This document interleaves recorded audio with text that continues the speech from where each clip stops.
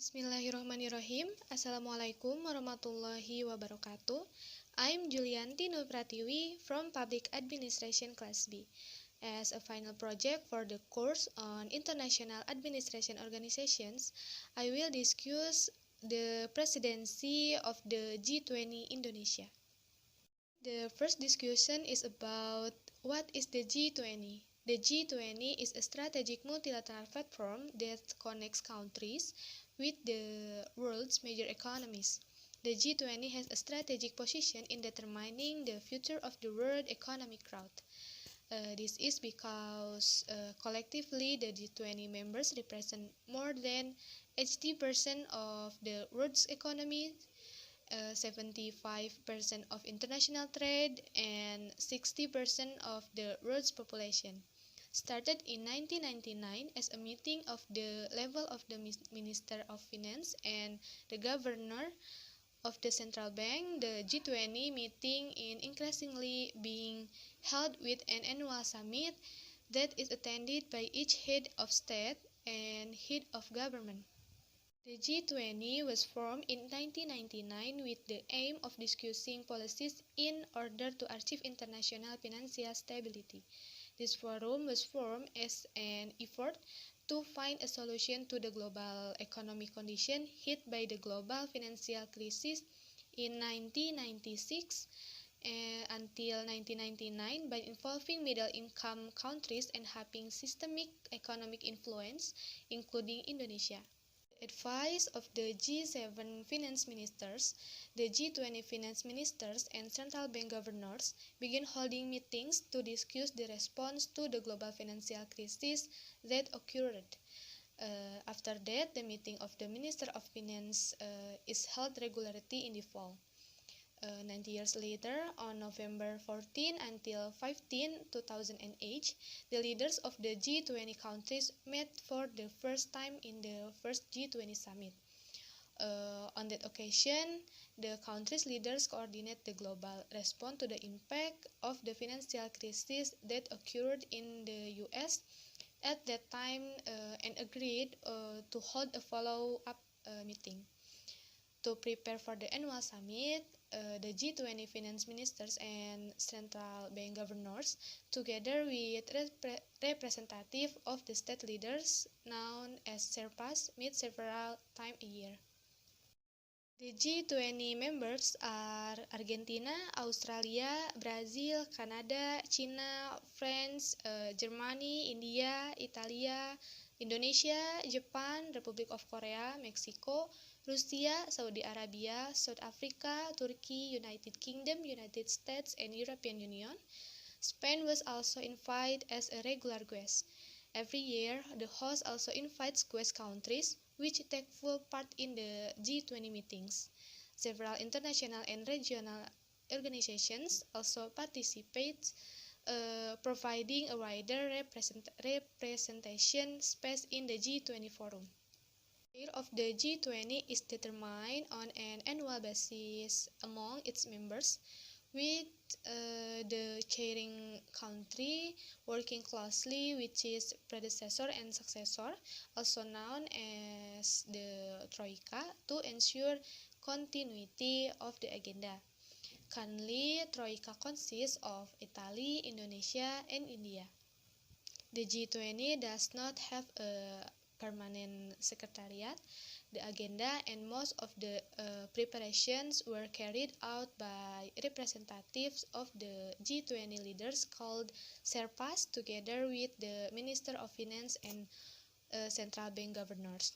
The culmination of the G20 work in each cycle is a communique expressing members' commitments and vision for the future, drawn up from selected recommendations and the results of ministerial level meetings and other work forms.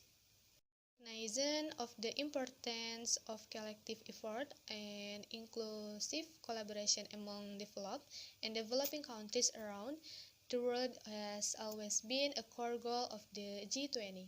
Understanding the challenges and the need for collective effort in overcoming the crisis, Indonesia will focus on three main pillars for the 2022 G20 presidency, namely promoting productivity, increase resilience and stability, and ensuring sustainable and inclusive growth. G20 has three priority issues, namely global architecture, digital transformation, and sustainable energy transitions. The 17th G20 Summit will be held in Bali on 15 until 16 November 2022. This summit will be the culmination of the intensive process and effort of the entire G20 workforce, is ministerial meetings, working group, and engagement groups during the year of the chairmanship of Indonesia. Most of the issues discussed in this stream are economics and finance, such as fiscal, monetary, and real policies, infrastructure, investment, financial regulation, financial inclusion, and international taxations. The discourse is carried out by the Minister of Finance and the Governor of the Central Bank of each member countries. Throughout G20 Indonesia, Finance track discuss 6 priority agendas. And exit strategy to support recovery.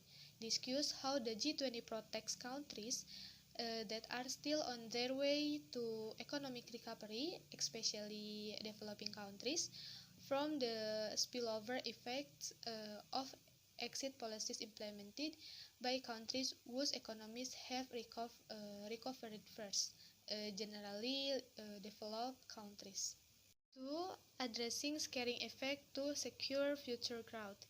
Overcome the scaling effect of the crisis by increasing productivity and long-term growth, paying attention to employment, households, the corporate sector, and the financial sector.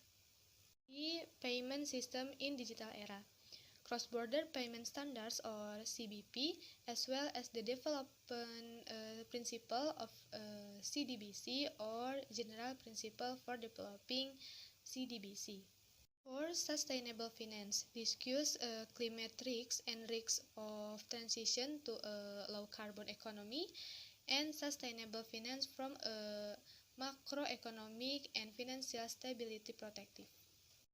5. Financial inclusion, digital financial inclusion, and SME finance, utilizing open banking to boost productivity and support economic and financial inclusion for the underserved community, namely women, youth, and MSBs, including cross-border aspects. And last, international taxation. Discussing international taxation mainly relates to the implementation of the joint OEDC or G20 framework on a tax planning strategy called Base Erosion and Profit Shifting or BEPS. As for the benefits of the G20 for Indonesia, namely, the G20 presidency in the midst of a pandemic has proven a good perception of Indonesia's economic resilience to the crisis. It is a form of acknowledgement of Indonesia's status as one of the countries with the largest economy in the world, which can also represent other developing countries.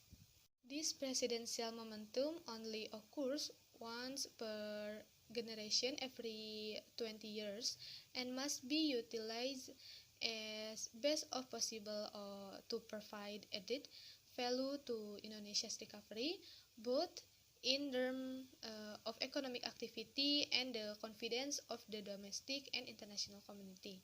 Indonesia can orchestrate the discussion agenda at the G20 to support and have a positive impact on the recovery of Indonesia's economic activity. It is an opportunity to show Indonesia's leadership in the international area, especially in the global economic recovery. From a regional perspective, this presidency affirms Indonesia's leadership in the field of international diplomacy and economics in the region, considering that Indonesia is the only country in ASEAN that is a member of the G20. G20 meetings in Indonesia area also a means to introduce Indonesia's tourism and superior products to the international community. So that it is hoped that they can help drive an Indonesia economy. Maybe that's all I can say about the G20 Indonesia presidency. Sorry for the presentation that there are still many shortcomings and mistakes. You can find complete information about the G20 on the G20 Indonesia Presidency website. Thank you for attention. Wassalamualaikum warahmatullahi wabarakatuh.